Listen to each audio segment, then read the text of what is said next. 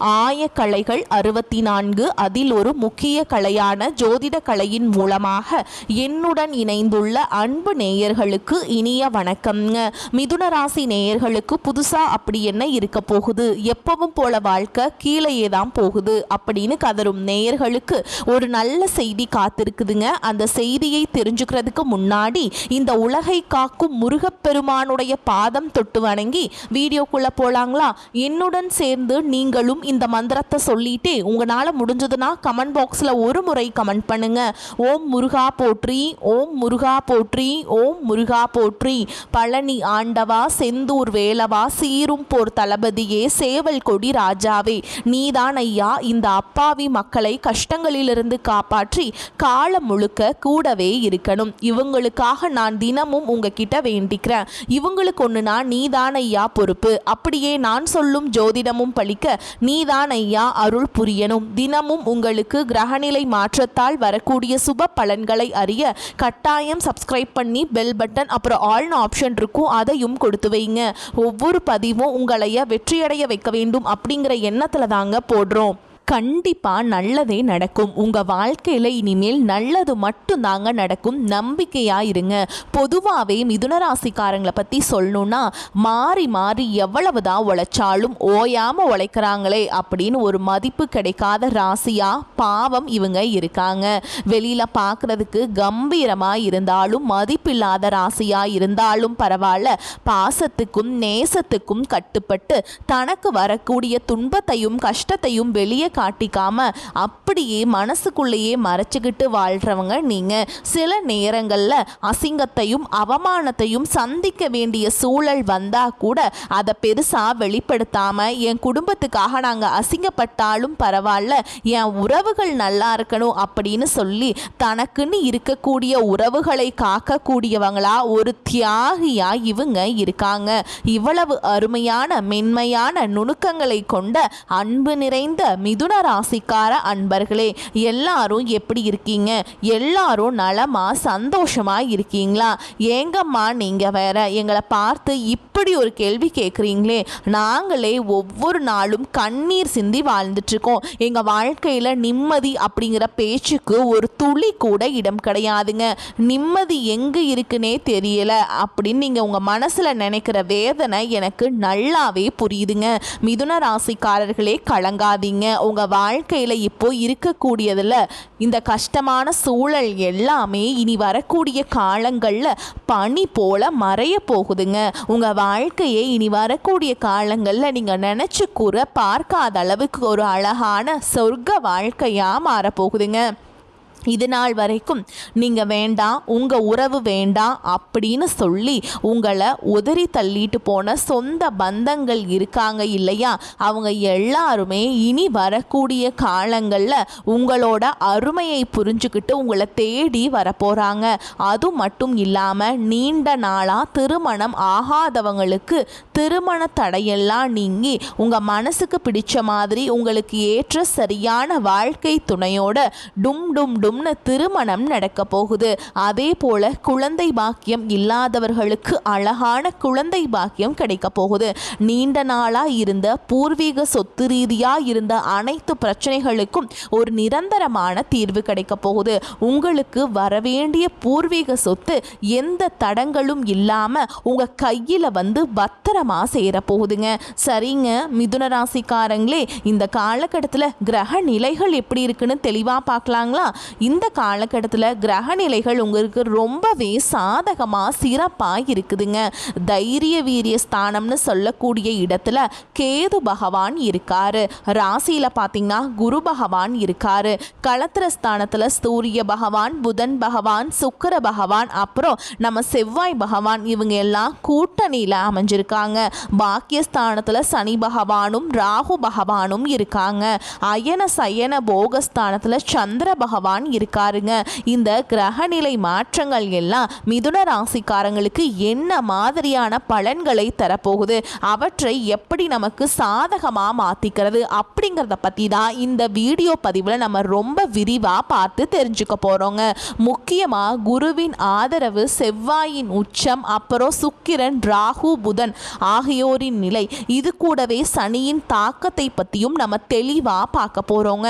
ஒரு சின்ன அட்வைஸ், எதிர்மறை எண்ணங்கள், அதாவது நெகட்டிவ் தாட்ஸ் இதை தவிர்க்கிறது ரொம்ப நல்லதுங்க. அதே போல் கெட்ட சகவாசங்களை தவிர்க்கிறது உங்கள் வாழ்க்கைக்கு ரொம்ப ரொம்ப நல்லது. இந்த காலகட்டம் வாழ்க்கையில் நீங்கள் எதிர்பார்க்காத பல திருப்பங்களை கொடுக்கக்கூடியதாக அமைய போகுது. உங்களுடைய கனவுகள் எல்லாம் வலிக்கவும், பிரச்சனைகளுக்கு தீர்வுகளை காணவும் இது ஒரு மிக சரியான நேரமாக அமைஞ்சிருக்கு. நிச்சயமாக அவங்க வாழ்க்கையில் இனி நல்லது மட்டும்தாங்க நடக்கும். மிதுன ராசிக்காரங்க எப்போவுமே தன்னை ஒரு பெரிய அறிவாளியாக நினைப்பாங்க. இது தப்பில்லைங்க. ஆனால் இவங்க உண்மையை சொன்னாலே அல்லது ஒரு அரசாங்கமே செய்ய முடியாத பெரிய காரியத்தை செய்தாலோ நமக்கு சரியான பாராட்டு கிடைக்கிறதில்லையே அப்படின்னு வருத்தப்பட்டு இருக்காங்க. சிலர் நான் பிறப்பிலிருந்தே நல்லவனாக இருக்கேன் மற்றும் சிலர் நான் ரொம்ப கஷ்டப்பட்டு முன்னேறியும் எனக்கு கிடைக்க வேண்டிய அங்கீகாரம் கிடைக்கிறது இல்லையே அப்படின்னு மனசுக்குள்ள புழுங்கிக்கிட்டு வருத்தப்பட்டு இருக்காங்க. என்ன பண்றதுங்க, இந்த உலகம் நல்லவர்களை ஏற்றுக்கொள்றது கொஞ்சம் கஷ்டம்தாங்க. ஆனா ஒரே ஒரு விஷயம், ஒருத்தர் உங்களால உதவி அடைந்தா அவங்க உங்களை விடமாட்டாங்க. குரு பகவான் மிதுன ராசிக்காரர்களை எந்த இடத்துலையும் தலை குனியாம பார்த்து கொள்வாருங்க, அது உறுதி. யாராவது உங்களுடைய பழைய தப்புகளை தோண்டி எடுத்து உங்களை எப்படி சொல்கிறது, உங்களையோ ரொம்ப சின்ன பின்னமாக நினச்சாலும் ஒரு சின்ன தப்புக்கு கூட நீங்கள் கவலைப்படாதீங்க. அவங்க செய்த கெட்டது அவங்களையே திரும்ப போய் பாதிக்குங்க. அதனால் நீங்கள் தைரியமாக இருங்க. பொதுவாகவே மிதுனராசிக்காரங்க யாருக்கும் நேரடியாக எந்த கெடுதலும் பண்ண மாட்டாங்க. ஆனால் சந்தர்ப்ப சூழலால், கெட்ட சகவாசங்களால் கலந்திருக்க வாய்ப்பு இருக்குது. நம்ம சிவபெருமான் ஏதாவது ரூபத்தில் உங்கள் பக்கத்தில் விளையாடுவார். சோதனைகள் வரும்போது தயவு செஞ்சு கோபப்பட்டு வார்த்தையை விட்டுறாதீங்க. எப்பவும் போல் அன்பாக பேசுங்க, சிரிச்ச முகத்தோடு இருங்க. ஏன்னா அந்த சிரிப்பு உங்களுடைய மன அழுத்தத்தை நிச்சயமாக குறைக்கும். அடுத்ததாக செவ்வாய் உச்சம் பெற்ற வீடு, அது உங்களுக்கு ஒரு பெரிய லாபத்தை கொடுக்க போகுது. 8ஆம் இடத்துல செவ்வாய் இருக்கிறதுனால பல நல்ல பலன்கள் உங்களுக்கு கிடைக்கும். முக்கியமாக ஆரோக்கியம் மேம்படும், ஐஸ்வர்ய யோகம் ஏற்பட போகுது. மனசில் இருந்த கசப்புகள் எல்லாம் விலக போகுது. உறவுகளால் ஆதாயம் மற்றும் லாபம் ஏற்பட போகுது. எப்பவுமே ஒரு ஆபத்தான சூழல்கள் வரும் பொழுது அதிலிருந்து செவ்வாய் பகவான் உங்களை காப்பாற்றுவாருங்க. தேவையில்லாமல் சண்டை போடும் இடங்களிலிருந்து சிவபெருமான் உங்களை காப்பாற்றி கூட்டிட்டு வந்துடுவாருங்க. அடுத்ததா 9வது வீட்டில் சுக்கிரன், ராகு, புதன் இருக்கிறதுனால பலருடைய குணாதிசயங்களை நீங்கள் தெளிவாக தெரிஞ்சுக்கிட்டு நீங்கள் சாதிக்க போகிறீங்க. எதையும் சீரியஸாக எடுத்துக்காம சிரிச்ச முகமாக பல விஷயத்தை நீங்கள் ஹேண்டில் பண்ண போகிறீங்க. சனி பகவான் பதவி ஸ்தானத்தை கொடுத்து தன்னுடைய பலத்தை நிரூபிக்க போகிறாரு. மொத்தத்தில் கிரகங்கள் எல்லாமே உங்களுக்கு சப்போர்ட்டாக சாதகமாக இருக்க போகிறாங்க. அதனால் மனசில் துஷ்டமான விஷயங்களை சிந்திக்காதீங்க. அது தேவையில்லாத பிரச்சனைகளை கொடுக்குங்க. ரொம்ப பெரிய காரியங்களில் யோசிக்காமல் இறங்காதீங்க. கெட்டவர்களோடு நட்பு கொள்ளாதீங்க. பரிகாரம் என்னன்னு பார்த்தீங்கன்னா, மிதுன ராசிக்காரங்க நம்ம நடராஜ பகவானை வழிபாடு பண்ணணும். சிதம்பரம் நடராஜர் அல்லது பக்கத்தில் இருக்கிற சிவன் கோவிலுக்கு போய் தரிசனம் செய்கிறது உங்கள் வாழ்க்கைக்கு ரொம்பவும் நல்லதுங்க. நிச்சயமாக உங்களுடைய எண்ணம் போல் உங்கள் வாழ்க்கையில் நல்லது மட்டும் தாங்க நடக்கும். கெட்டது நடக்குமோ அப்படிங்கிற பேச்சுக்கெல்லாம் இனி ஒரு துளி கூட இடம் கிடையாதுங்க. அதே போல் வெள்ளிக்கிழமைகளில் லக்ஷ்மி நரசிம்மர் துதி படிச்சிங்கன்னா கழுத்து வரைக்கும் இருக்கிற கடன் கூட சீக்கிரமாக அடையுங்க. லக்ஷ்மி நரசிம்மர் உங்களை நிச்சயமாக வாழ்க்கையில் ஒரு படி உயர்த்தி விட்டுருவாருங்க. உங்களுடைய எண்ணம் போல் வாழ்க்கைன்னு சொல்கிற மாதிரி உங்கள் வாழ்க்கையில் நல்லது தாங்க நடக்கும். இன்னொரு எளிமையான பரிகாரம், காலையில் ஓடுற தண்ணியில், அதாவது ஆறு அல்லது வாய்க்காலில் நீங்கள் உங்கள் வீட்டில் இருக்கக்கூடிய ஆகாத பழைய பொருட்களை கொண்டு போய் போட்டுருங்க. இதன் மூலமாக உங்கள் வீட்டில் இருக்கக்கூடிய கண் திருஷ்டி எல்லாம் விலகிடும். நீங்கள் வெளியில் போயிட்டு வீட்டுக்குள்ளே வரும்போது போது மறக்காமல் காலை நல்லா தண்ணியில் அலம்பிட்டு அப்புறமா உள்ளவாங்க. நரசிம்ம மூர்த்தியை வழிபாடு பண்ணுறது ரொம்பவும் விசேஷங்க. உங்கள் வாழ்க்கையில் நல்லது தாங்க நடக்க போகுது. கெட்டது அப்படிங்கிற பேச்சுக்கெல்லாம் துளி கூட இடம் கிடையாதுங்க. ஜோதிட சாஸ்திரத்தில் 3ஆவதாக அமைந்துள்ள ராசி தாங்க நம்மளுடைய மிதுன ராசி. நம்மளுடைய மிதுன ராசிக்காரங்க எப்போவுமே ஒரு தைரியசாலியாக இருப்பாங்க. மிதுன ராசியினுடைய அதிபதி யாருன்னு பார்த்தீங்கன்னா புதன் பகவானுங்க. மிதுன ராசியில் இருக்கக்கூடிய நட்சத்திரம் யாருன்னு பார்த்தீங்கன்னா மிருகசீரிஷ நட்சத்திரம் 3ஆம் பாதம் 4ஆம் பாதம், திருவாதிரை நட்சத்திரம் மற்றும் புனர்பூச நட்சத்திரம் 1ஆம் பாதம் 2ஆம் பாதம் 3ஆம் பாதம். இவங்க எல்லாரும் நம்மளோட மிதுன ராசியில் இருக்கக்கூடிய நட்சத்திரம் தாங்க. புதன் பகவான் மிதுன ராசியை ஆட்சி செய்கிறாருங்க.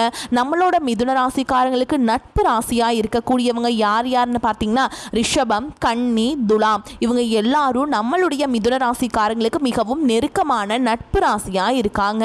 மிதுன ராசிக்காரங்க வாழ்க்கையில எவ்வளவு கஷ்டம் வந்தாலும் சரி பார்த்துக்கலான்னு தைரியத்தை விட மாட்டாங்க. தொடர்ந்து முயற்சி பண்ணிக்கிட்டே இருப்பாங்க. அடுத்தவங்க இதை செய்ய முடியாது அப்படின்னு சொல்லி ஒதுக்கி வச்ச காரியத்தை கூட அழகா திட்டம் தீட்டி ஸ்கெட்ச் போட்டு அந்த காரியத்தில் வெற்றி அடையக்கூடியவங்களா இருப்பாங்க நம்மளோட மிதுன ராசிக்காரங்க. எப்போதுமே ரொம்ப சுறுசுறுப்பாக இருப்பாங்க. மீன் போன்ற நல்ல அழகிய தீர்க்கமான கண்களை கொண்டவங்களாக இவங்க இருப்பாங்க. இவங்களுக்கு சோம்பேறித்தனம் அப்படிங்கிறது சுத்தமாக கிடையாதுங்க. உங்களுடைய வாழ்க்கையில் இந்த மாதம் ரொம்பவே அருமையாக இருக்க போகுதுங்க. உங்களுடைய நீண்ட நாள் ஆசைகள் கனவுகள் எல்லாமே ஒவ்வொன்றா நிறைவேற போகுதுங்க. உங்களோட மனசில் தெளிவு அதிகரிக்க போகுது. புதுசாக ஒரு நம்பிக்கை பிறக்க போகுது. நான் முன்னாடியே சொன்ன மாதிரி அடுத்தவங்க செய்ய முடியாத ஒதுக்கி வச்ச காரியத்தை கூட அழகா திட்டம் தீட்டி முயற்சி பண்ணி அந்த காரியத்தில் நீங்க ஜெயிச்சு காட்ட போறீங்க. பழைய கவலைகள் எல்லாமே மெதுவாக கொஞ்சம் கொஞ்சமாக குறைய போகுது. குடும்பத்தில் ஒற்றுமை ஏற்பட போகுது. இது நாள் வரைக்கும் புருஷன் பொண்டாட்டிக்குள்ள இருந்த சண்டை சச்சரவுகள் எல்லாமே விலக போகுது. மனசில் ஒரு பெரிய நிம்மதி ஏற்பட போகுது. உடல்நிலை ரொம்ப ஆரோக்கியமாக தெம்பாக இருக்க போகுதுங்க. நீங்கள் எதிர்பார்த்த நல்ல செய்திகள் தானாக உங்களை தேடி வரப்போகுது. தடைப்பட்ட வேலைகள் எல்லாம் மடமடன்னு நடக்க போகுதுங்க. பொருளாதார நிலை மெதுவாக உயரப்போகுது. காசு கையில் நிற்க போகுது. சேமிப்பு செய்யும் எண்ணம் வரப்போகுதுங்க. உடல் சோர்வு குறைய போகுது. உங்களுடைய உறக்கம் இனிமேல் சீராக நிம்மதியாக இருக்க போகுதுங்க. நல்ல மனிதர்களுடைய நட்பு உங்களை தேடி வரப்போகுது. உங்களுடைய மதிப்பும் மரியாதையும் இந்த சமுதாயத்தில் உயரப்போகுதுங்க. வேலை செய்கிற இடத்துல பாராட்டு உங்களுக்கு கிடைக்க போகுது. புதிய வாய்ப்புகள் உங்களை தேடி வரப்போகுதுங்க. உங்களுடைய கற்றல் திறன், அதாவது புதுசாக கற்றுக்கிற ஆர்வம் அதிகரிக்க போகுது. ஆன்மீகத்தின் மீது உங்களுடைய ஆர்வம் அதிகரிக்க போகுது. உங்களுடைய தேவையற்ற பயம் குறைய போகுது. தன்னம்பிக்கை அதிகரிக்க போகுதுங்க. பழைய பிரச்சனைகளுக்கு ஒரு சுமூகமான தீர்வு கிடைக்க போகுதுங்க. குடும்பத்தில் மகிழ்ச்சி ஏற்பட போகுது. சுபகாரியங்கள் ஒன்று மாற்றி ஒன்று அடுக்கடுக்காக நடக்க போகுதுங்க. நீங்கள் செல்லக்கூடிய பயணங்கள் உங்களுக்கு நன்மை தரக்கூடியதாக அமைய போகுது. வீண் செலவுகள், மருத்துவ செலவுகள் எல்லாமே குறைய போகுது. நல்ல முடிவுகள் தெளிவாக எடுக்க முடியுங்க. உங்களால் மன அமைதி கிடைக்குங்க. உறவுகளில் புரிதல் அதிகரிக்கும். உங்களுடைய முயற்சிகள் கண்டிப்பாக வெற்றி பெறுங்க.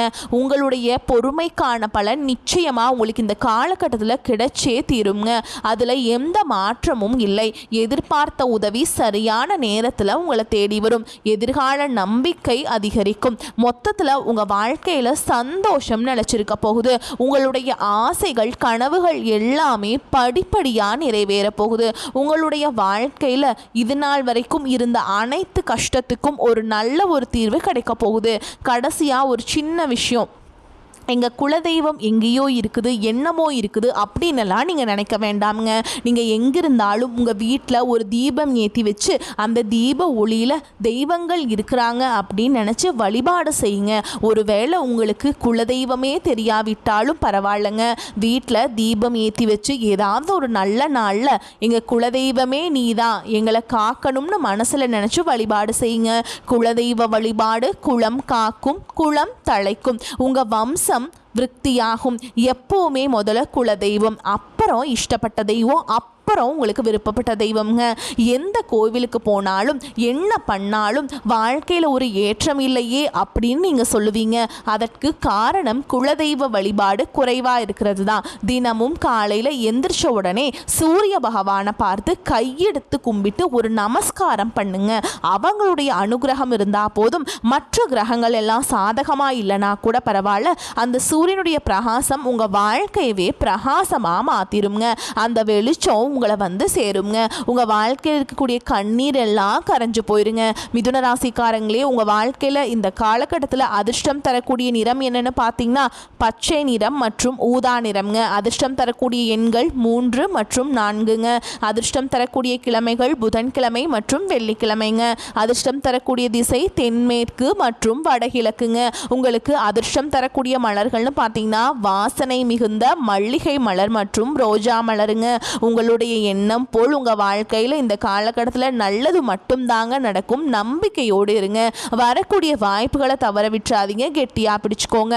வாழ்த்துக்கள். வாழ்க வளமோடு நலமோடு. நன்றி. வணக்கம்.